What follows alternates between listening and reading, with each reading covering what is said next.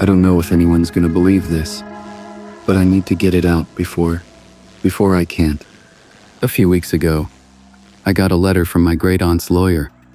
She died and left me her house, a crumbling Victorian on a stretch of coast nobody visits anymore. I'd only seen it in a few grainy photos, peeling paint, a widow's walk, windows like blind eyes. It sounded perfect, isolated, quiet. I thought maybe I could finally write something worth a damn. The key felt too heavy in my hand when I got there. Cold, like iron pulled from deep water. The first thing I noticed was the salt crusted on the windows, gritting under my shoes on the porch. Even the air tasted metallic. When I pushed the door open, the whole place groaned, not like wood settling, like something inside had been sleeping and didn't want to wake up. Inside, the light was the color of weak tea. Dust floated in the air. The furniture was covered in sheets that sagged like they were hiding bodies. I dropped my bag, and the sound just vanished, like the house swallowed it. That first night, the wind started. It didn't howl. It whispered. It slid through cracks I couldn't see. It sounded like hissing, like someone shushing a child. I pulled the blankets over my head. They smelled of damp and age. The next morning, I sat at my typewriter. Blank page. White desert. My fingers wouldn't move.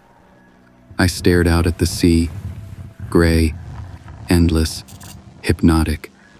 That's when I saw it. Not outside.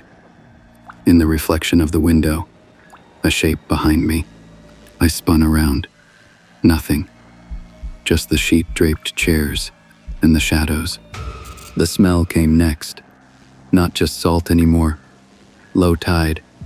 Rot. Sweet and foul at the same time. I tore the place apart looking for the source. Nothing.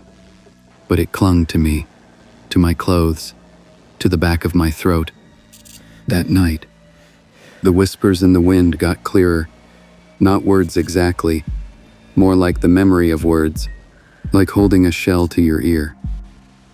I put in earplugs, but I could still hear it, inside my head.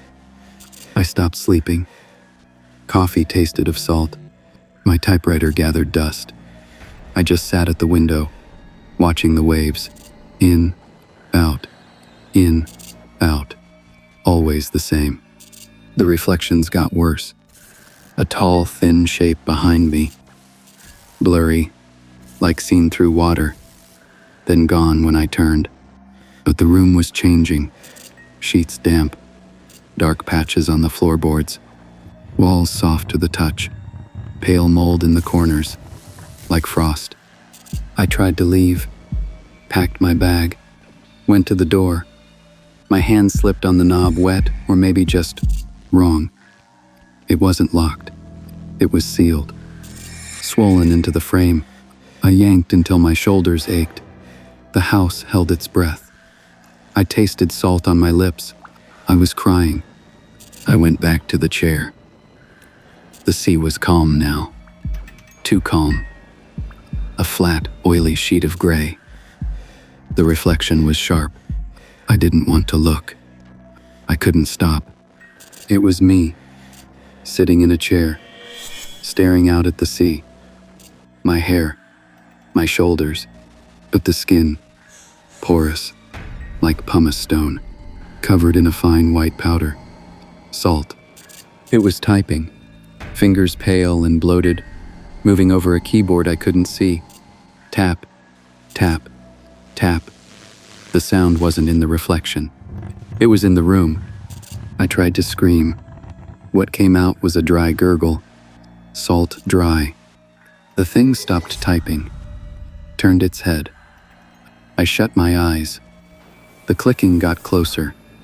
Cold dampness on my neck. When I opened them, the sea was gone. The world outside was gone.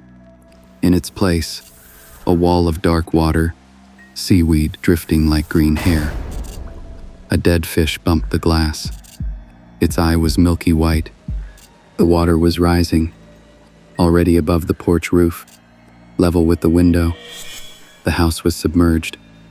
It had been for a long time. I looked down. A white crust was growing up my wrists.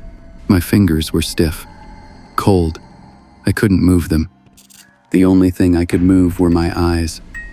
The page in the typewriter wasn't blank. It was filled, line after line, with the same two words. We're home. We're home. We're home. The clicking starts again. My fingers are moving. They're typing it all down. The water presses against the glass. It will not break.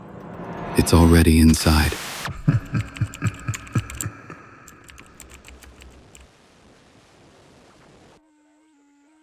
Do you see now? The poor thing thought it was a writer. It thought it was seeking a view. It never understood it was the final sentence being written. It feared the salt, the damp, the thing in the glass. A small fear. The true horror is the page. The story that was always here, waiting for a character to fill the empty space. You feel so sure this is your story, don't you? That you're the one holding the book? How can you be certain you are not just a very convincing word? Until next time.